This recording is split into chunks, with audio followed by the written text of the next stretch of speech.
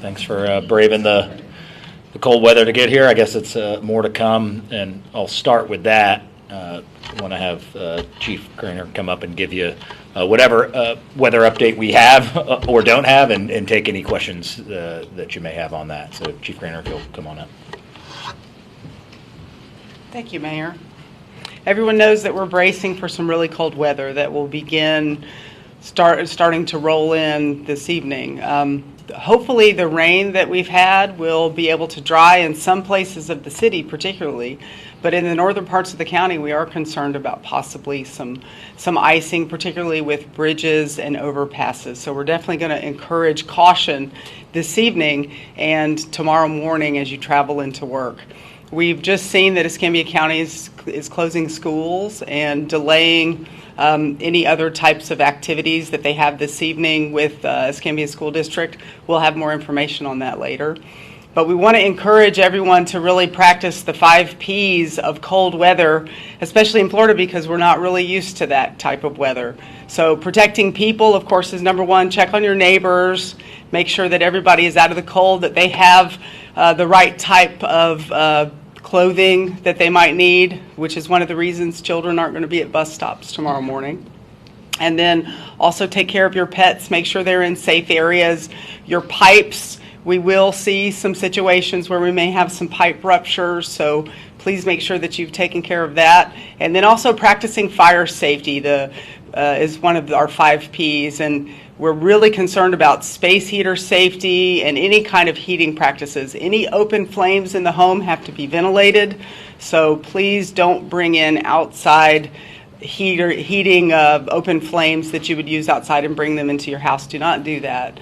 Make sure that you're using appropriate heating. And then your plants is the last of the 5 Ps. So please be super cautious in this weather and look out for each other, and we will have more updates as we get them from Escambia County today.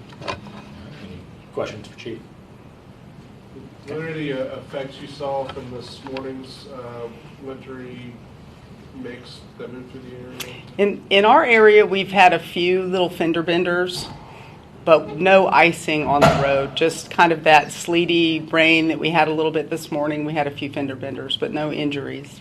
And we do, with wind that's coming in and cold weather, we do anticipate some activated fire alarms and issues like that, and certainly concern with heating, carbon monoxide alarms, and different things like that. We are anticipating those. All right. Thank you, Mayor. All right. Get to a few things. If weather will allow, I'll be heading out this week to U.S. Conference of Mayors, the annual meeting in Washington, D.C. So had to dig deep into my closet to find a jacket appropriate as a Florida mayor. So we'll see how that goes. And looking forward to getting up there. Obviously, was able to do that right after I'd taken over and got a lot of great ideas. As a matter of fact, some of the conversation around Amtrak really started after listening to the head of the Federal Rail Administration and the CEO of Amtrak. That, just as an example, kind of got us moving down that direction. So lots of great ideas, and really excited to connect with a bunch of mayors and really see what best practices are around the country. So I'll be up there this week. We got some updates on Malcolm Young. Jim, that I want to share. What we had said after the last conversation with CRA was that we would go back and look and see what the costs are going to be to not only the more detailed assessment, the full assessment of what would need to take place, but the other additional cost layer was going to be what it would cost to shore up the building, just to even allow a physical presence in the building to make that assessment. So we got that back. The quote just to shore up the gym just is $118,560 is the quote we received. And then if that would be, of course, on top of the $125,000 to $175,000 that for that assessment to be performed. So what we're looking at now is almost in the area of $300,000 just to get an answer as to what it would cost. That doesn't speak to the time elements as well, which is a full assessment of that scope. I don't even have a timeline on what the shoring up, how long that would take. The assessment would be 4 to 6 months. And let's say we got a price at that point. it would be another 4 to 6 months for engineering, as well as engineering costs that aren't really being discussed as well. On top of all of the things that would need to take place in that building, ADA compliance, we know that one of the HVAC units is out. There's been issues with mold in the locker rooms for years and years and years. New windows, new electrical. The engineers will be there tonight to speak, or this afternoon to speak to some of the details. What we're expecting that their assessment's going to be is somewhere in the range of $2 to $3 million to get the building functional, and that still remains as a 62-year-old building. That's not a new structure. It would just be all of the things that would need to take place to make it functional. So, as I've maintained before, the fact that you have to spend $120,000 just to let someone go in the building should be a pretty good indicator to us about the logical nature or lack thereof that we would spend that amount of money on a 62-year-old building. And as a matter of fact, if you remember our Children's Trust grant, just as an example to give you a comparison, it was for a sales price of the Lakeview Center, which is a gymnasium, classrooms that's only maybe 10, 12 years old, was at $2.9 million. So if we were going to be in the conversation of something between $2 and $3 million to renovate a 62-year-old building, why wouldn't we take those same dollars and then go buy something that's 50 years younger and already built? That it just, to me, it defies logic to be moving forward with a building. What we can do is, even if that's frustrating for some, and people have memories there. I've told the CRA board many times I played City League basketball in that gym when I was 11, and it was an older gym then. And that, what do we do from here? If we need gym space, all those, the philosophical thought that we need more facilities, I don't disagree with. So the first step we can take is we can save Cobb Center. That same $150,000 to $175,000 assessment will need to be done at Cobb. We'll have a list of, as you know, it is full of programming right now. Cobb Center, it is in active use, and 2 of the 9 beams are questionable at this point, and that a full assessment needs to be done there. So Malcolm on its own doesn't even really speak to the comparison of an active facility that is in the public realm. Malcolm Young has not been in the public realm for many years now.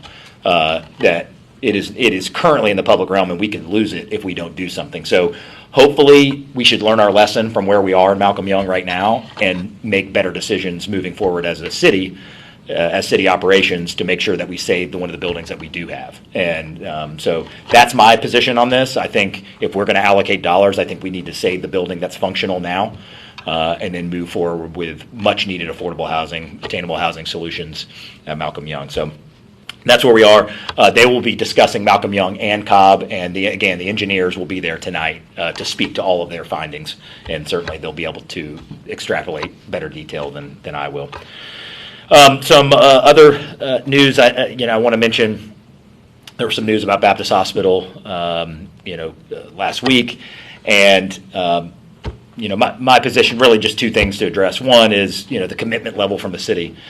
As we sit here today on January 16th, the only dollars committed to this project were requested by the city. So there's a $5 million commercial revitalization program. That's those $5 million. The city could have asked for many other projects, and those $5 million require that it become city property. So that if anyone has taken a leap of faith of commitment, it certainly has been us. And because at this juncture, as many amazing people are working very hard to make this happen, we've had conversations with Baptist, the county, our delegation, to try to make this work. And so the city is 100% committed to making it happen, and we've walked the walk already. We could have asked for that $5 million to go to something else that we own. We didn't do that. I took a leap of faith that requires risk, that requires unknowns, and said, hey, this is so important to us that we are willing to use one of the spots that we could have been for something else to show that we're invested in what happens at Baptist. And so my focus right now is on the mission.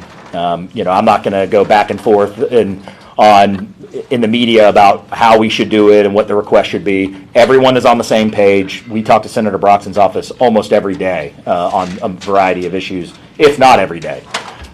So we are very aligned in this community. We're aligned with Baptists. We're aligned with the delegation. And they know where we are, and they know where we've been, which is I continue to maintain that my goal of this project is to get the funding stack completed within the year. And that means that we're asking Baptist to put up $3 million. That means we're asking the county to put up $2 million. That means in addition to the $5 million that the city, I will be requesting that the CRA and council put up $1 million. If we are going to accomplish this mission, we have to all be in this together. And so, I'm appreciative of Representative Andrade's work to get this done. I'm appreciative of Senator Broxton's work to get this done, and we're not going to always agree on tactics. If every time I disagreed with Baptist on one of these issues so far, and I came out here and told you that wouldn't get anything done. We are focused on, we have our eyes on the prize, which is to be able to get this done for this community. Is the city committed? The city's committed financially currently, and that doesn't even speak to the multi-years, both me as mayor and probably the next mayor or two is going to be invested in this project. I mean, so forget the dollars, the bandwidth, all of the time and investment and energy to make this transformative. We don't even know the price tag on that yet. And so we are willing as a city to step up and play that role. If the county was interested in doing that, I talked with Commissioner May about it. I know that's been spoken to, or the county was attempted to be spoken for in this. If the county would rather take this on, no hard feelings. There's no ego about this. We want this to get done. So if the county would rather do it and do it their way, certainly I would be happy to step aside and allow them to do that. But in my conversations with the county, we think that this is the appropriate tact, and I'm very appreciative of Commissioner May and the county of saying, hey, we might have some disagreements about how this should be handled or who's paying for what, but at the end of the day, we've got to put all of that aside and get the mission accomplished here. And so that's what my intent is, and we'll continue to move forward. I feel good about where we are. I feel good about the capital stack, and I think it's very realistic that we're able to get this done and funded comfortably with the price, what we believe today, the price of the full demo will be moving forward. So we'll continue to work with our delegation, with all of our local partners, and we'll continue to rely on them to be part of the solution, and we'll move forward from there. Some good news: we had one of our current passenger, or Silver Airways, one of our current tenants at the airport providing service, is adding direct service to Palm Beach starting in March. So that's another additional destination we haven't had, or at least haven't had recently. So nonstop. And then that'll also allow for continued service out to the Bahamas. So in Nassau and Marsh Harbor. So excited for that. We're always excited to see not only the primary of providing new service to new locations, but it's the symbolic part of it. I mentioned that when Delta provided nonstop to LaGuardia, it's not only the service itself, it's the symbol that people are investing and continuing to invest in our airport, and they see through their metrics that this is a place that they want to be and they want to continue to provide service. So these kind of updates, even one flight, even one new destination, is always a great economic indicator for us at the airport. Speaking of the airport, the final numbers, they experienced passenger growth. 2022 to 2023 was a 12% increase, so calendar year over year ended up at 12%. Total passenger count for 2023 was 2,737,304. So that was ahead of 2022 at 2,449,764. So we basically went from about 2.45 million to 2.73 million year over year. And within December itself was an 18% increase from December 23 over to December 2022. And one thing you'll see on the agenda that I think is important, something that just, again, the message we send when people use our airport, you'll see there's a proposal for about $250,000 to get our the signage refreshed at the airport when you come in and out. It's been broken and almost illegible, in terms of it's just older, needs to be replaced. So we're going to get that done. So you'll see that on the agenda. Those larger signs as you come into the airport and leave the airport are certainly past overdue need of some TLC. And again, when you have your visitors come in, you want to send the right message that, things look clean and organized and what the sign's trying to tell you. And so excited to get that little fix, but important fix up and going. Smoke alarm Saturdays, I believe, was going to be this Saturday. Just want to mention that we're postponing that, due to some of the weather questions and all of that as well. So more to come on those, and we'll continue to have those. The shots, just a quick update on ShotSpotter since it's December activation. I believe we were activated somewhere in that December 15th area. We've collected data on approximately 100 shots fired. So bear in mind, some of those I've seen the breakdown of each one. Some of it doesn't mean that that's confirmed 100 shots have been fired, but that's what has pinged us. And there's an example of one that we got a couple days ago that was a couple shots just into a building that probably never otherwise been called in. No injuries, nothing like that, but just it pinged where it might have been someone in a nearby neighborhood might have just said, "Hey, it sounds like that. Never mind." That's what's good about ShotSpotter is we're able everything that it believes is a gunshot, we're getting reported on, and we're able to kind of track that down. So just wanted to give you guys, as we get to basically a month in, that we continue to see those reports, and I know it's been very valuable to us.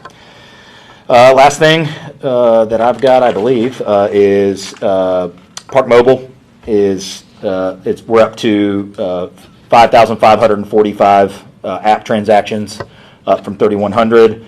And again, we remain only at one app issue from a citizen, and that was and it was just a user error when they were trying to put the zone number in. So even that we were able to get resolved. It wasn't an issue with the app or the technology or anything like that. So again, I continue to like that ratio, 5,545 to 1 of successful transactions.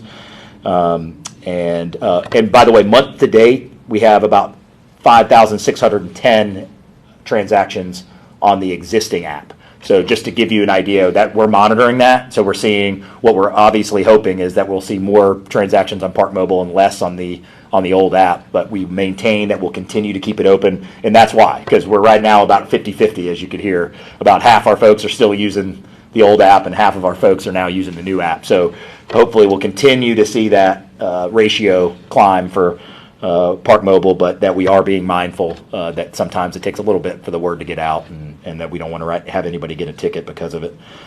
So we'll continue to give you guys update and monitor those numbers. But with that, that's everything I've got, and happy to take your questions. Yeah. Mayor, this afternoon, you're also going to, CRA is going to take up 101 Main Street. Mm-hmm. And you've talked about that before, yep, about the possibilities over there. Mm-hmm. Harborview Office Building and the structured parking garage are city property. Harborview long-term lease, ground lease, I'm told, and Harborview Office Building has been on the market for several months. Mm-hmm. I think it's $15 million is the asking price. Clearly, that would play into your request for interest. But would the ground lease transfer if that building was sold during this period of time? I mean, I don't mean to pin you down on no, I hear you. Real estate legalities, but well, what I'll tell you is, as it pertains to that property, the only direct interaction in terms of personally reading the ground lease that I've had is on the garage itself. So I'm not familiar as much with the details of the building. I do know that the city owns the dirt under the parking garage. I'm going to make an assumption that we don't have any way to have that conveyed back to us, because if we did, it probably wouldn't be listed, because it wouldn't be worth $15 million if the city could just walk in and reclaim the property at any point. These long-term ground leases usually wouldn't allow it. It would allow it to be sold. So I can't speak to any of the details for the building structure itself. But as far as 101 goes, I think our goal is, I've said that building is not the highest and best use of the property. It's a single-story, small office in the heart of an urban core that would really be better off from a city perspective and from a citizen and visitor perspective to have more density, more verticality. I joke it's the only office with a front yard in the heart of our downtown, and so I appreciate Pensacola Sports working with us to be able to get out of there a little early so we could start marketing that. It's very different in my mind than the Motor Lodge and potentially, depending on what happens, Malcolm Young. This is a valuable property in the heart of our business core and our urban core. Our goal is to maximize our CRA revenue so we can go out and be intentional about other things. So I'm not looking personally, I'm not looking for that X numbers affordable housing or whether it's an office or housing. The reason we're doing letters of interest is we're going to see what the interest is. What does the market bear? And certainly there's going to be folks interested in this property that are going to have a good handle on that. And so we'll be able to assess it from there. So there aren't going to be any, we're really looking for highest and best use because of the location of that property. Because I believe that if that has verticality and has high property value, those dollars all going to, 95% of that millage coming to the CRA means that's what allows us to go buy a motor lodge, or that's what allows us to go make other investments and not force feed, having 3 or 4 attainable housing units in a building that doesn't make a big impact at scale, but actually hurts the taxable value of the project. So that's what we're looking for there, but we're going to see what kind of requests. And look, I think anybody who proposes something can get creative about it. I mean, if they want to get into a partnership with a parking garage and it's a small footprint, and if someone approached us and said, hey, could we get into a conversation about having some parking across the street so we don't have to recreate it on a smaller footprint, certainly we would try to be helpful to help create the highest and best use. So really, we talk about 3 different projects that are 3 completely different things. Motor Lodge, Malcolm Young, 101 West Main are all completely different projects with different goals. Well, the reason I bring up Harborview Office Building is because the CRA language for today discusses an RFI for 101 Main Street and or the 2 other properties, the garage and the office building. So it could be a master, Sure. all-encompassing proposal down there. Well, and that's why I think letters of intent, why we've gone this direction, is that's a perfect example. I mean, if ground rent for 101 was give or take $5,000, except one proposal was someone that's investing $30 million next door, well, then you could pretty much count on, from a quality perspective and a cohesive perspective, that would probably be a better letter of interest than someone that might pay $1,000 more a year in rent, but doesn't have that. So of course, that's what's good about the letter of intent. It allows us to really factor in your qualifications, your credentials of getting projects done, and what you bring to the table, as opposed to the more rigid RFP format, which is, hey, whoever is lowest by $1 is the supposed winner. Well, it may not be if it never gets done, and then that didn't help anybody. So I'm really looking forward for us to have this new approach when it comes to city property and city real estate, that it ensures not only that we get someone to do the project, but that they've got the chops and they've got the credentials to make it happen. And so same approach with all 3, but completely different goals for all 3 of those properties. Motor Lodge, again, work to do at Malcolm Young. We'll see if that ends up coming to fruition. And then Main Street. Would live local, or would a live local developer play into that scenario?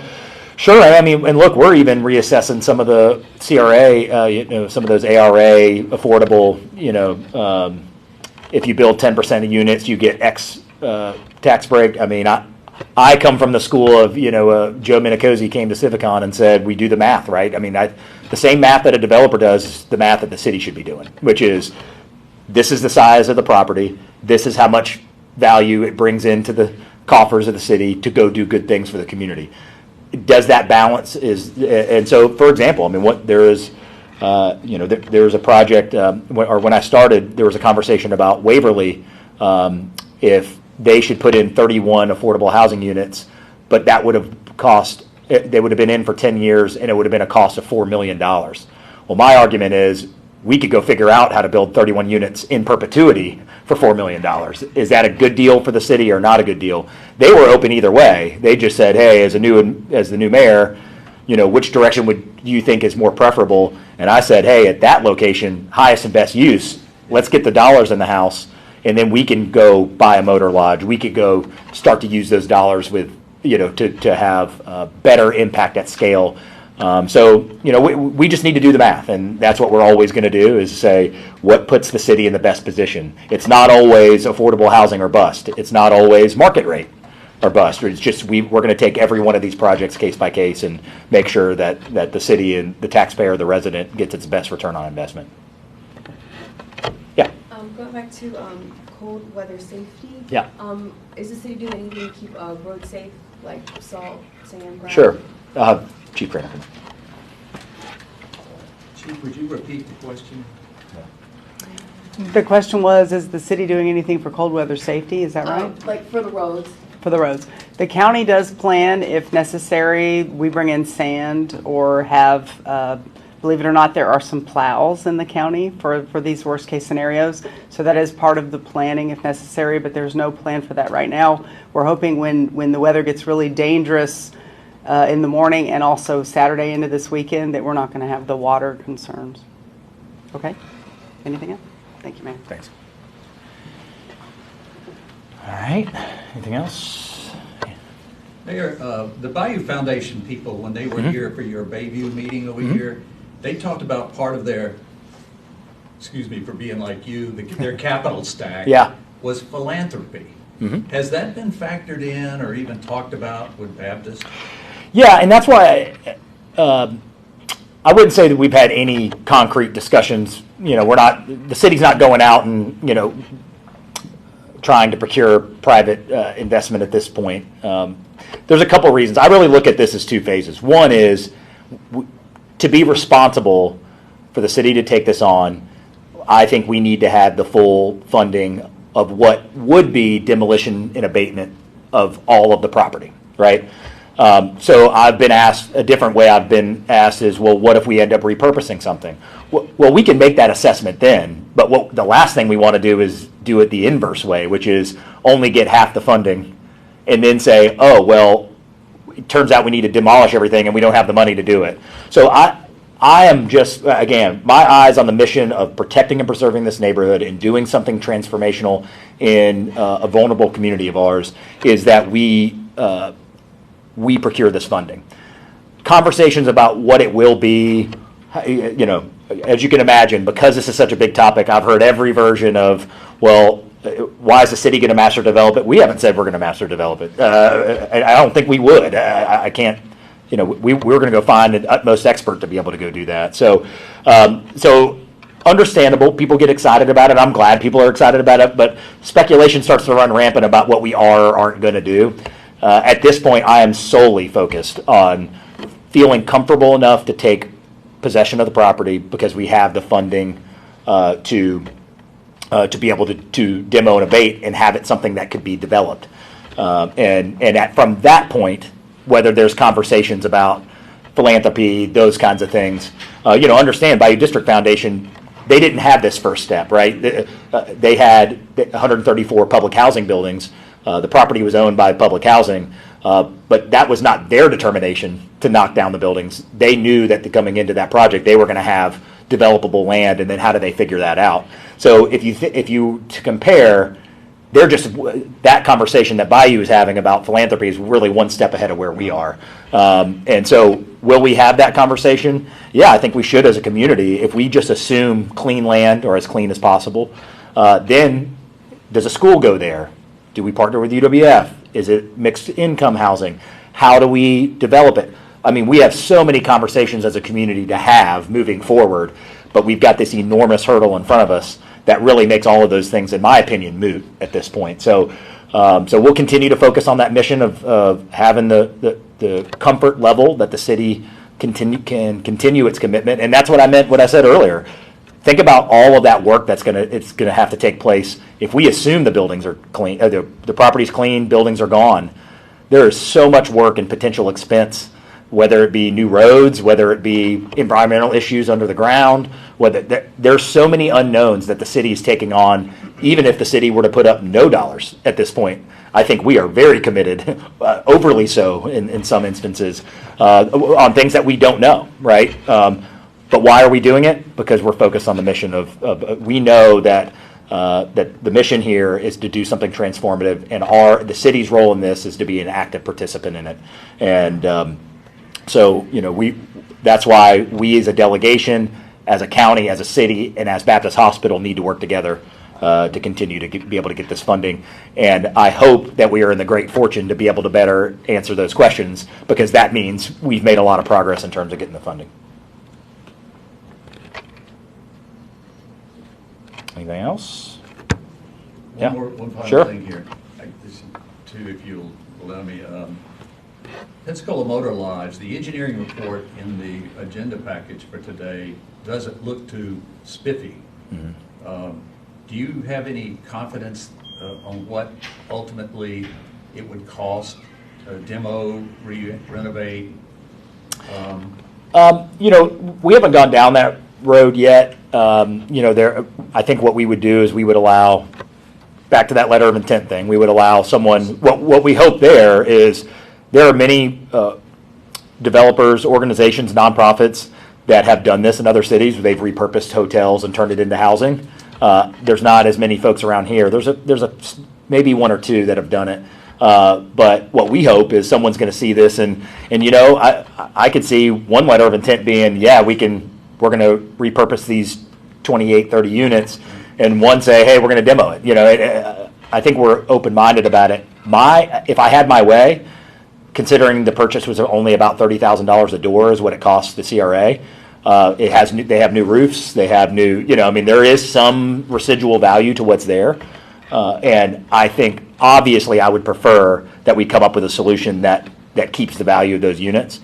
But we're going to let the experts, I'm not the expert in that. I'm going to let the experts dictate what happens. If every letter of intent comes back and says, we looked at the structural, we looked at this, we're going to be better off just trying to build some density of affordable, attainable housing there by knocking it down and doing something. I would never rule that out. But what we hope is that people are going to look at it both ways. That that hopefully, and look, there's a little bit of property in the back. Who's to say that there isn't a way to keep some of the units, maybe even if not all of them, maybe you keep a majority of them and then build something with a little more density on the south end. So again, that's not my wheelhouse. I'm going to let some folks that have accomplished these before come give us their opinion. And again, that's what's great about this letter of intent mechanism, is it allows us to say, hey, here's an applicant who's credible, who's done it before, and here's what they think. And so we'll give them as much information as we can give them, including all of those reports,